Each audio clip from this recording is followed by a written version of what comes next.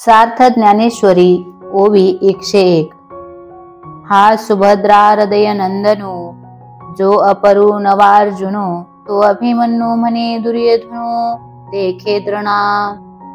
दुर्योधन म्हणाला, अहो द्रोणाचार्य, सुभद्रेच्या अंतकरणाला आनंद देणारा व प्रति अर्जुनच असा तिचा मुलगा अभिमन्यू हा पहा. आणि कही द्रौपदी कुमार, हे सकळ ही महारथी वीर, मी तिने निजे परी अपार मिनले असती. आणखीही द्रौपदीचे पुत्र हे सर्व महारथी वीर आहेत, त्यांची मोजदाद करता येणार नाही. पण असे अपरिमित महारथी वीर या ठिकाणी जमले आहेत. आता अमुच्या दळी नायक, जे रूढवीर सैनिक, ते प्रसंगे ऐक सांगी जती. आता आमच्या सैन्यामध्ये प्रमुख असे जे महायोद्धे आहेत, ते प्रसंगाच्या ओघानेच सांगतो ऐका. उद्देशे एक दोन्ही, जाई जती बोलोनी, तुम्ही आदी करुणी मुख्य जे जे. तुम्ही आदी करून जे मुख्य वीर आहेत, त्यांची नावे केवळ दिग्दर्शनार्थ आपल्या माहिती करता सांगतो. हा भीष्म गंगा नंदनो, जो प्रताप तेजस्वी भानु, रिपु गज पंचाननो कर्णवीरू. प्रतापाने केवळ तेजस्वी सूर्यच असा हा गंगेचा पुत्र भीष्म आहे. आणि शत्ररूपी हत्तीला सिंहासारखा असणारा हा वीर कर्ण आहे. या एकेका चेनी मनोव्यापारे, हे विश्व होय संहारे, हा कृपाचार्यू नपुरे एकलाची. या एकट्याच्या केवळ संकल्पाने या जगाची उत्पत्ती व संहार होऊ शकतात. फार कशाला हा एकटाच कृपाचार्य यांना पुरे नाही का? एथ विकर्णवीरू आहे, हा अश्वस्थामा पैल पाहे, याचा आडदरू सदा बाहे कृतांतु मणी. येथे विकर्ण वीर आहे, तो पलीकडे अश्वस्थामा पहा, याची धास्ती प्रत्यक्ष यमही मनात नेहमी बाळगीत असतो.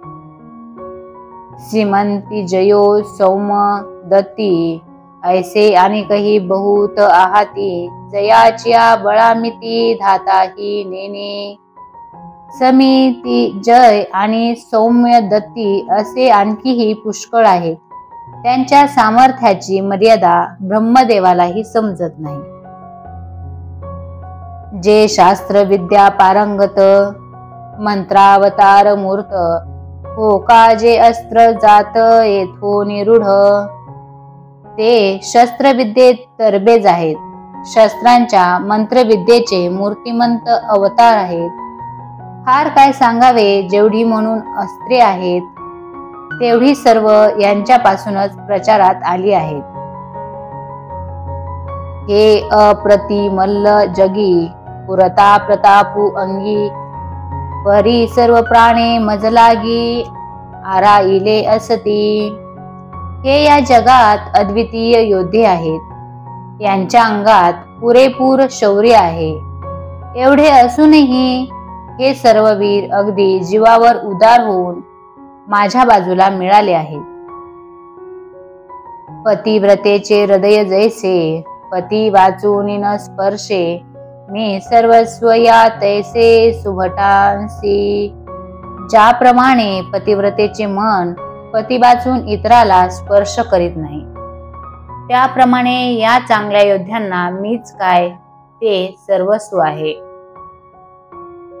आमुचिया काजाचे निपाडे, देखती आपुले जीवित थोकडे, ऐसे निरवधी चोखडे स्वामी भक्त. आमच्या कार्यापुढे यांना आपले जीवित अगदी तुच्छ वाटते, असे हे निस्सीम व उत्तम स्वामी भक्त आहेत. झुंजती कुळकणी जाणती, कळे कीर्तीसी जिती, हे बहु असो क्षात्रनीती येथोनिया. हे युद्ध कुशल असून युद्ध कौशल्याने कीर्तीस जिंकणारे आहेत. फार काय सांगावे, क्षात्रधर्म मूळ यांच्यापासूनच उत्पन्न झाला आहे. ऐसे सर्वापरी पुरते वीर दळी आमुते, आतकाय गणू याते अपार हे. याप्रमाणे सर्व अंगांनी परिपूर्ण असे वीर आमच्या सैन्यात आहेत. आता यांची काय गणती करू, हे अपार आहेत. वरी क्षत्रियान माझी श्रेष्ठू, जो जगजेठी जगी सुभटू, तया दळवेपणाचा भाटू पाटू भीष्मासी पये. आणखी क्षत्रियांमध्ये श्रेष्ठ व या जगात नानावलेले योद्धे असे जे भीष्माचार्य, त्यांना या सेनेच्या अधिपत्याचा अधिकार दिलेला आहे. आता याचेनी बळे गवसले, हे दुर्ग जैसे पन्ना सिले, येणे पाडे थेकुले लोकत्रय. आता यांनी आपल्या सामर्थ्याने आवरून या सैन्याची अशी काही रचना केली आहे की जसे काय किल्लेच बांधले आहेत. याच्या पुढे त्रिभुवनही पदार्थ आहे. आधीच समुद्र पाही, तेथ दुवाडपण कवना नाही. मग वडवा नळू तैसे याही बिरजा जैसा. आधी असे पहा, समुद्र हा कोणाला दुस्तर नाही, तशात त्या ज्याप्रमाणे वडवानल सहाय्यकारी व्हावा. ना तरी प्रलय वन्ही महावातू, या दोघा जैसा सांधातू, तैसा हा गंगा सुतू सेनापती. किंवा प्रलय काळचा अग्नी व प्रचंड वारा, या दोहोंचा ज्याप्रमाणे मिलाप व्हावा, त्याप्रमाणे या गंगेच्या पुत्राच्या सेनापतित्वाची जोड या पराक्रमी सैन्याला मिळाली आहे. आता येणे सिकवन भिडे, हे पांडव सैन्य कीर थोपडे, परिवर चिलेनी पाढे दिसत असे. आता या सैन्याबरोबर कोण झगडेल. वर सांगितलेल्या आमच्या या सैन्याच्या मानाने हे पांडवाचे सैन्य खरोखरच अपुरे दिसत आहे.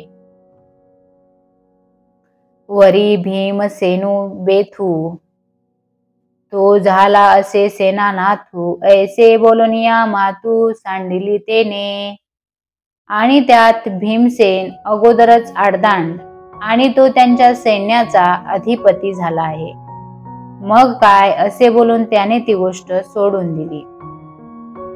मग पुनरपी काय बोले, सकळ सैनिकांते म्हणितले, आता दळभार आपुलाले सरसे करा. मग दुर्योधन सर्व सेनापतींना असे म्हणाला की आपापले सैन्य समुदाय सज्ज करा. जया जिया अक्षिहिणी, तेने तिया आरणी, वरगन कवन कवनी महारथीचा. ज्यांच्या ज्या अक्षिहिणी आल्या असतील, त्यांनी त्या अक्षिहिणी युद्धभूमीवर कोणकोणत्या महारथ्याकडे द्यायच्या आहेत त्या द्याव्या. तेने तिया आवरीजे, भीष्मातळी राहिजे, द्रोणा ते म्हणे पाहिजे तुम्ही सकळ. त्या महारथ्याने त्या अक्षिहिणीला आपल्या हुकुमतीत ठेवावे आणि भीष्मांच्या आज्ञेत राहावे. नंतर दुर्योधन द्रोणाचार्यांना म्हणाला, तुम्ही सर्वांवर देखरेख ठेवावी. हाची एकू रक्षावा, मी तैसा हा देखावा, येणे दळभारू आघवा साचू आमचा. या भीष्मांचेच फक्त संरक्षण करावे, यांना माझ्याप्रमाणेच मानावे. यांच्या योगानेच आमचा हा सर्व सेनाभार खरा समर्थ आहे. आमच्या सेनेची मदार यांच्यावरच आहे. या राजयाची बोला सेनापती संतोषला, मग तेने केला सिंहनादू. राजाच्या या भाषणाने सेनापती भीष्मांना संतोष झाला. मग त्याने सिंहासारखी गर्जना केली. तो गाजत असे अद्भुतू, दोन्ही सैन्य आतू, प्रतिध्वनीन समातू उपजत असे. ती गर्जना दोन्ही सैन्यात विलक्षण तऱ्हेने दुमदुमत राहिली. तिचा प्रतिध्वनीही आकाशात न मावता पुन्हा पुन्हा उठू लागला.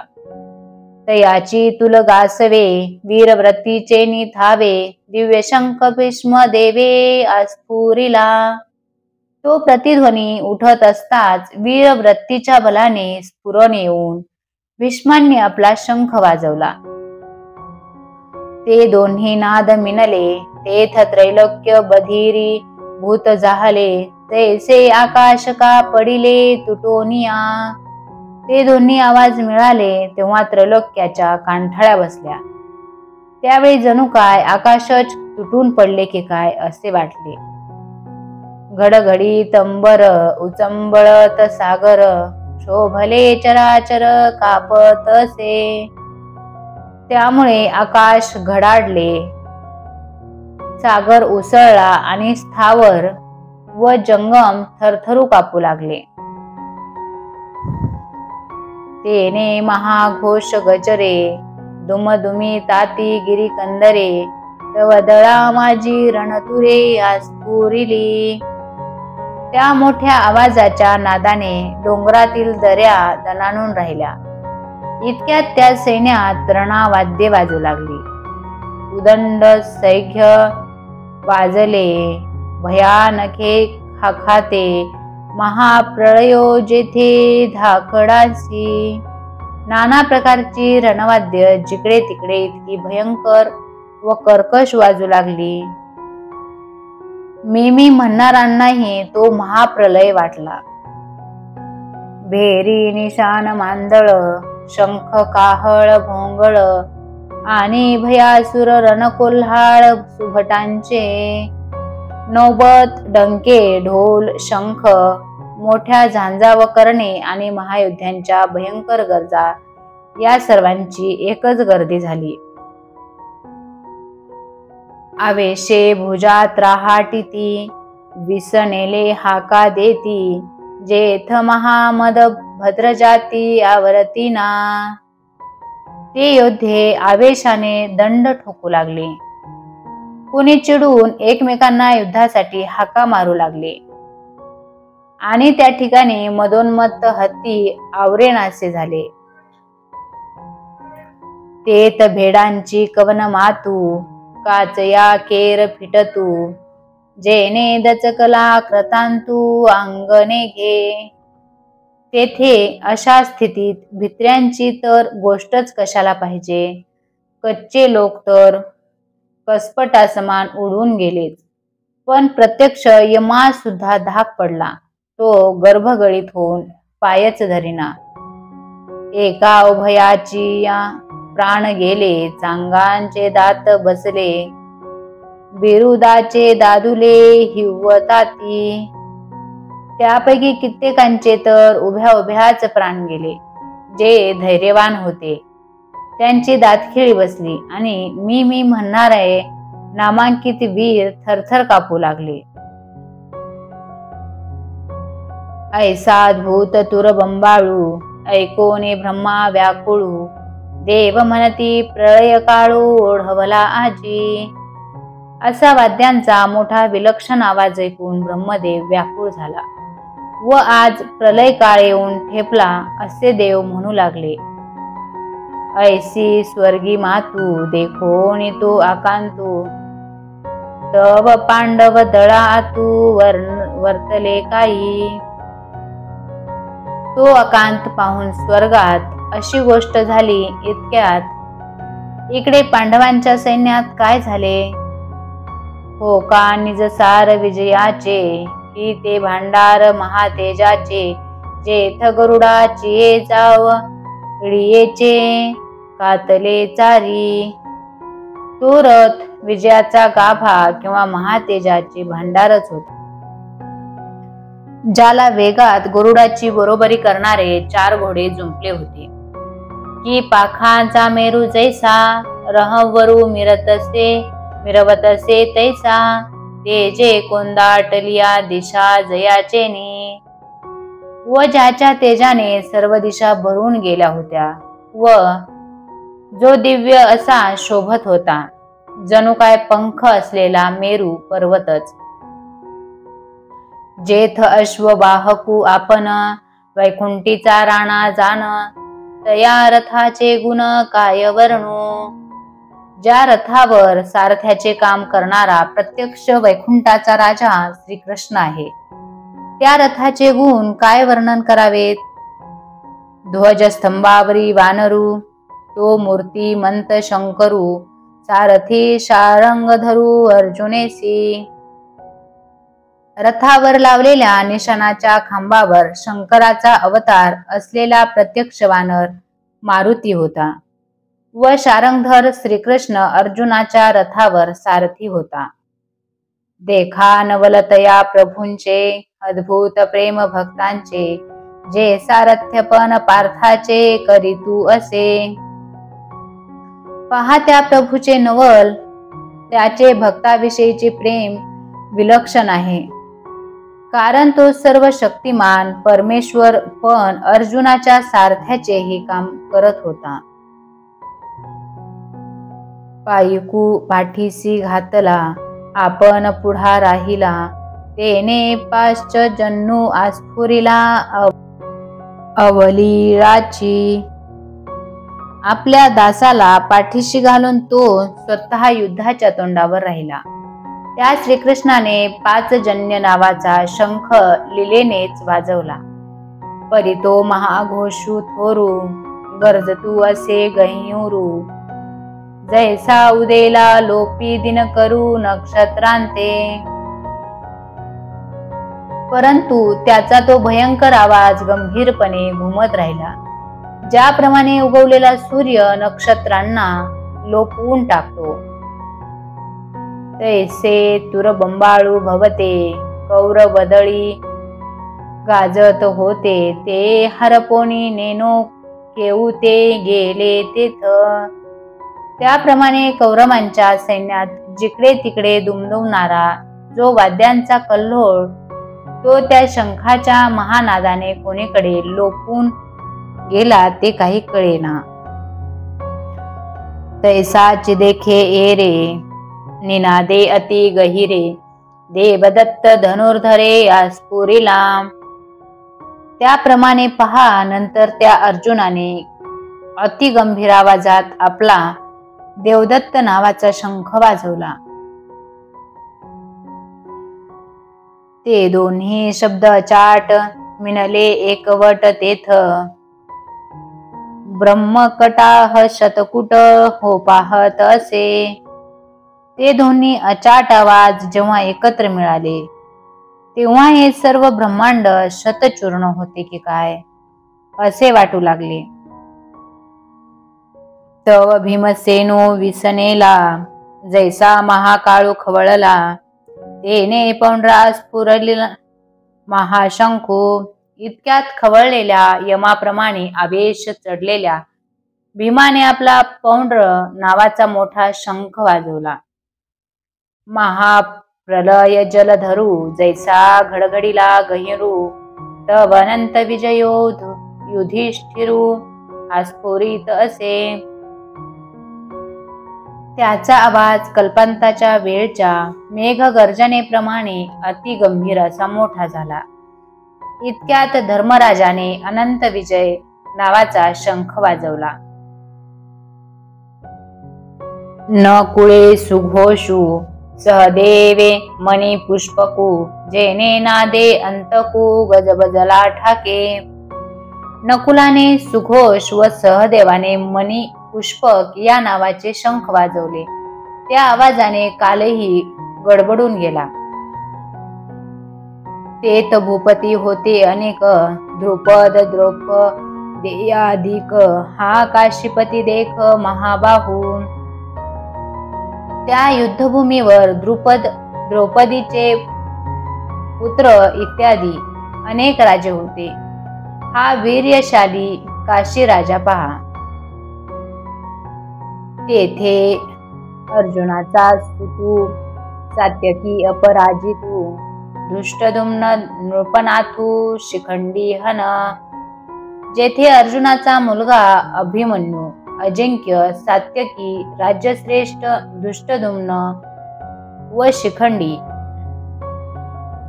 विराटादी नृपवर, जे सैनिक मुख्य वीर, तीही नाना शंख निरंतर स्फुरिले. विराटाधिक मोठे मोठे राजे, जे महत्वाचे शूर सैनिक होते, त्यांनी सर्वांनी निरनिराळे शंख एकसारखे वाजवण्यास आरंभ केला. तेने महाघोष निर्घाते, शेष कुर्म अवचिते, गजबोजोने भूभाराते सांडू पाहती. त्या मोठ्या घोषाच्या दणाक्याने शेष व कुर्म हे एकदम गोंधळून गेले आणि आपण धरलेले पृथ्वीचे ओझे टाकून देण्याच्या बेतात आले. तेथ तिन्ही लोक डळमळीत, मेरू मंदार आंदोळीत, समुद्र जळ उसळत कैलास वेरी. त्यामुळे तिन्ही लोक डळमळू लागले. मेरू व मंदार पर्वत मागे पुढे झोके खाऊ लागले व समुद्राच्या लाटा कैलासापर्यंत उसळल्या. पृथ्वी तळ उलथो पाहत, आकाश असे आसुडत, तेथे सडा होत नक्षत्रांचा. जमीन उलटते की काय व आकाशाला हिसके बसू लागल्यामुळे नक्षत्रांचा सडाच पडतो की काय असे वाटू लागले. सृष्टी गेली रे गेली, देवा मोकळवादी झाली, ऐसी कटाळी पिटली सत्यलोकी. सृष्टी चालली रे चालली, देवांना निराधार स्थिती आली, अशी ब्रह्मलोकात एकच ओरड झाली. देहाची दिन थोकला, जैसा प्रलय काळ मांडला, तैसा हकारू झाला तिन्ही लोकी. दिवसात सूर्य थांबला व प्रलय काळ सुरू व्हावा त्याप्रमाणे तिन्ही लोकात हाकार उडाला.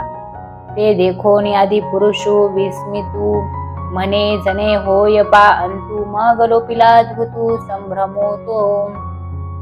ते पाहून परमात्मा विस्मित झाला व मनात म्हणाला, न जाणो सृष्टीचा अंत होईल तो चुकवावा म्हणून. मग त्याने विलक्षण गोंधळ एकदम शांत केला. मनोनी विश्व सावरले, एरवी युगात होते ओढवले, जे महाशंख आस्फुरिले कृष्णाधिकी. त्यामुळे जग सावरले. नाहीतर ज्यावेळी कृष्णाधिकांनी आपले दिव्य शंख वाजवले त्यावेळीच युगांत होण्याची वेळ आली होती. तो घोष तरी उपसंहरला, परी पडिसाद होता राहिला, तेने दळभार विध्वंसिला कौरवांचा. तो घोष तर शांत झाला, पण त्याचा प्रतिध्वनी जो शिल्लक राहिला होता त्यामुळेच सर्व कौरवांच्या सैन्याची दानादान उडाली. जैसा गज घटा आतू, सिंह लीला विदारितू, तैसा हृदया ते भेदितू कौरवाची. हत्तीच्या कळपाची सिंह लीलेनेच जशी फाकाफाक करतो तशी कौरवांची अंतकरणे त्या प्रतिध्वनीने भेदून टाकली. तो गाजत जव ऐकती, तव उभेची ये घालिती, एकमेकांते म्हणती सावध रे सावध. तो प्रतिध्वनी दुमदुमत असताना जेव्हा त्यांच्या कानावर आला तेव्हा उभेपणीच त्यांच्या काळजाने ठाव सोडला. त्यातले त्यात ते एकमेकांना अरे सावध रे सावध म्हणू लागले. ते थबळे प्रौढी पुरते, महारथी वीर होते, तेही पुनरपि दळाते आवरिले. त्या सैन्यात पराक्रमाने व मोठपणाने जे शत्रू शूर महारथी होते त्यांनी पुन्हा सैन्याला आवरले. मग सरिसेपणे उठावले, दुनवटोनी उचलले, तया दंडी क्षोभले लोकत्रय. मग ते लढण्याच्या तयारीने सिद्ध झालेले व दुप्पट जोराने उसळले. त्या सैन्याच्या उसळण्याने तिन्ही लोक त्रस्त झाले.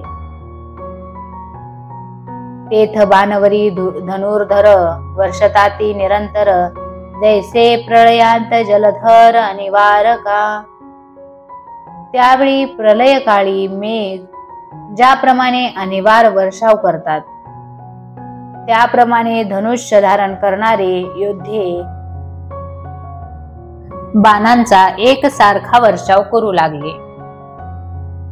ते देखलिया अर्जुने संतोष घेऊनी मने, मग संभ्रमे दिठी सेने घालीतसे. अर्जुनाने ते पाहून मनात संतोष मांडला आणि मग उत्सुकतेने सैन्याकडे नजर फेकली. तव संग्रामी सज्ज झाले, सकळ कौरव देखिले, तव लीला धनुष्य उचलले पंडू कुमरे. तेव्हा युद्धाला तयार असलेले सर्व कौरव त्याने पाहिले. मग पांडुपुत्र अर्जुनाने लीलेनेच धनुष्य उचलून घेतले. ते वेळी अर्जुन म्हणतसे देवा, आता झडकरी रथू पेलावा, नेओनी मध्ये घालावा दोही दळा. त्यावेळी अर्जुन म्हणाला,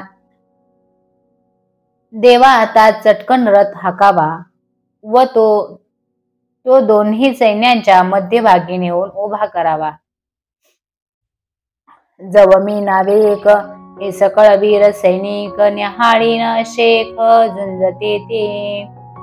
जोपर्यंत हे सर्व झुंजण्या करता आलेले शूर सैनिक मी क्षणभर पुरते न्याहाळून पाहीन, तोपर्यंत रथ उभा कर.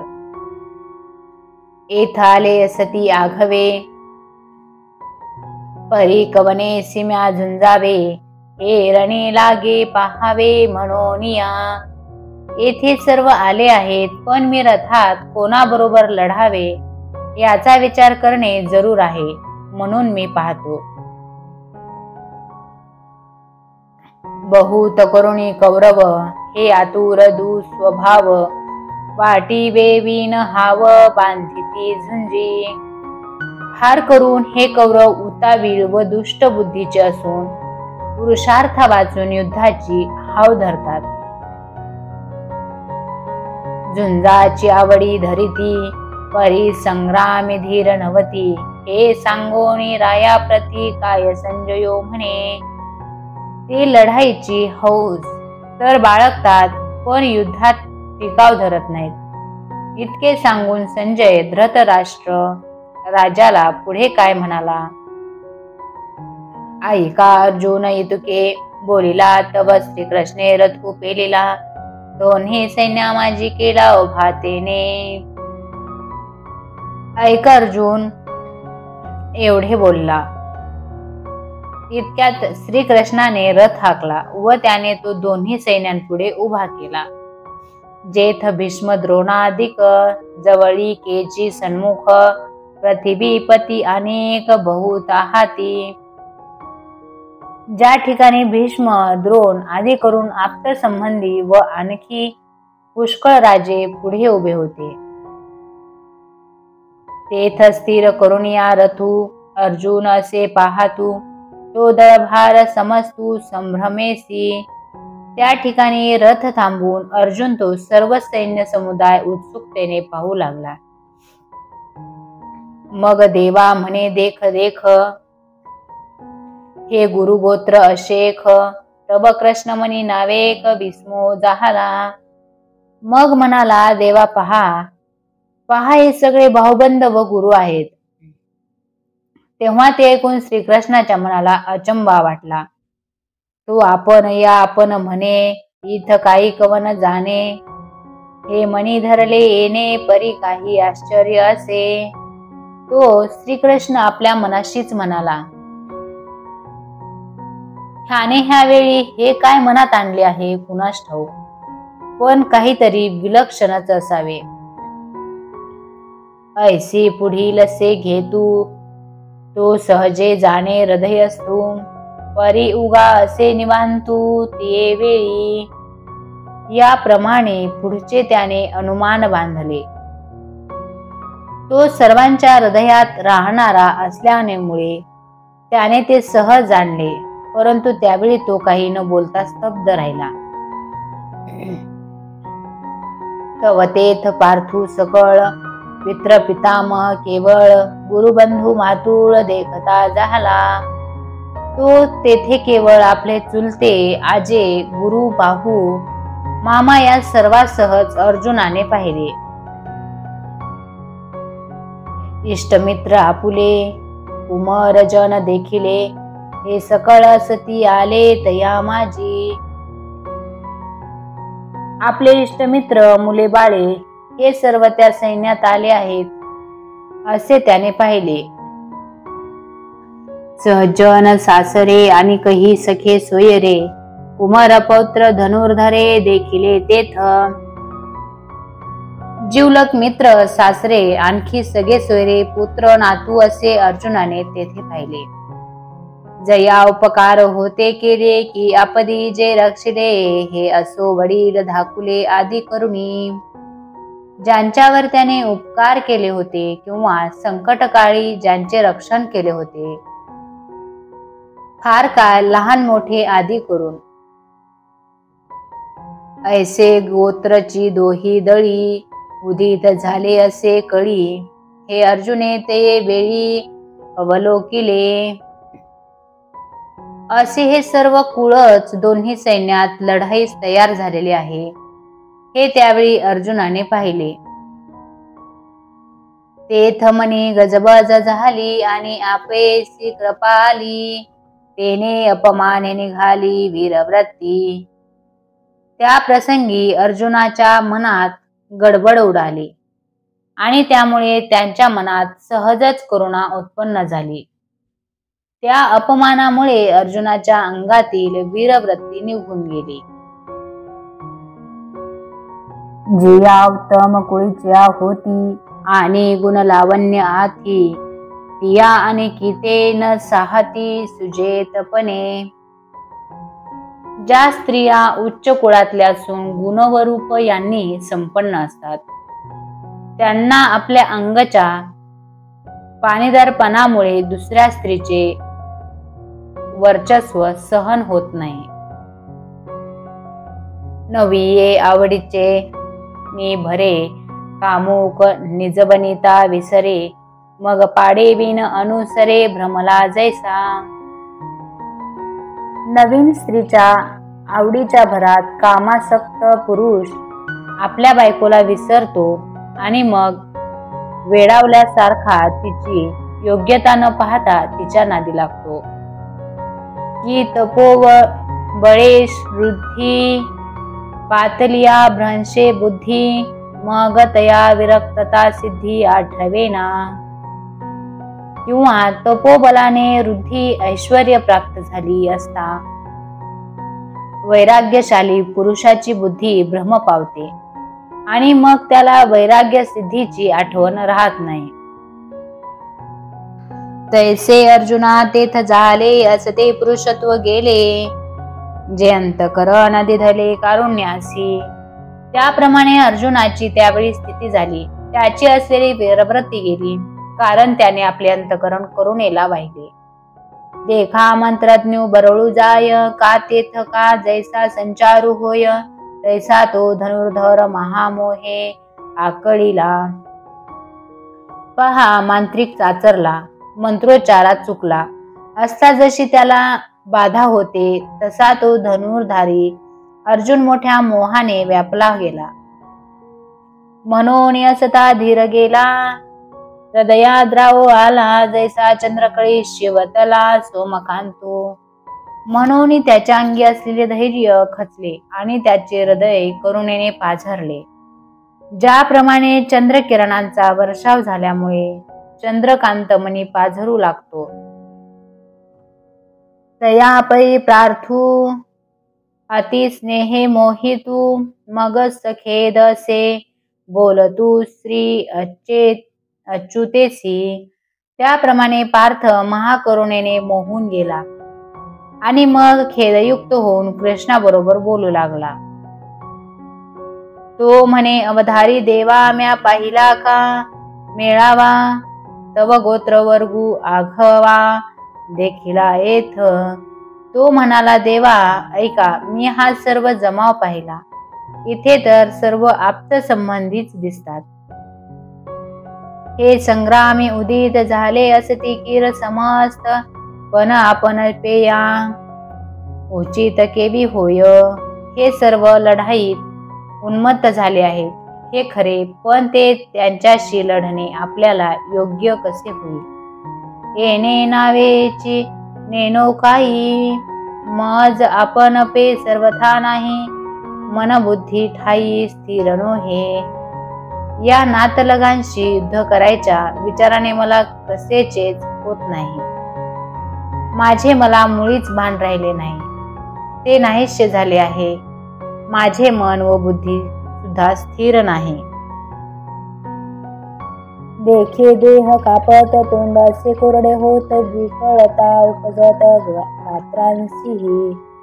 पहा माझा देह कापत आहे, तोंडाला कोरड पडली आहे आणि सगळ्या गात्रांना शिथिलता आली आहे. सर्वांगा कंटाळा आला अति संताप उपनला. तेथ बेंबळ हातू गेला गांडीवाचा. सर्वांगावर काठा उभा राहिला आहे. माझ्या मनात अतिशय यातना होत आहेत आणि गांडीव धनुष्य धरायचा हात दुळा पडला आहे. ते न धरतची निष्ठले परी नेनेचे हातोने पडिले. ऐसे हृदय असे व्यापिले मोहे येणे. न धरले न जाता निसटले, परंतु हातातून केव्हा गळून पडले याची मला दादच नाही. या मोहाने माझे हृदय असे घेरले आहे. जे वज्रापासून कठीण दुर्धर ती दारुण्य तयाहून असाधारण हे स्नेह नवल. हे अर्जुनाचे अंतकरण वज्राहून हे कठीण, दुसऱ्यास दात न देणारे अति खंबीर आहे. पण या करुणेची कडी त्याच्याही वर आहे. ही मोठी नवलाची गोष्ट आहे. जेने संग्रामी हरू जिंतीला निवात कवचांचा ठाव फेडिला. तो अर्जुन मोहे कवळीला क्षणा माझी. ज्याने युद्धात शंकरास जिंकले व निवात कवच नावाच्या राक्षसांना बेपत्ता केले, त्या अर्जुनाला एका क्षणात मोहाने घेरले.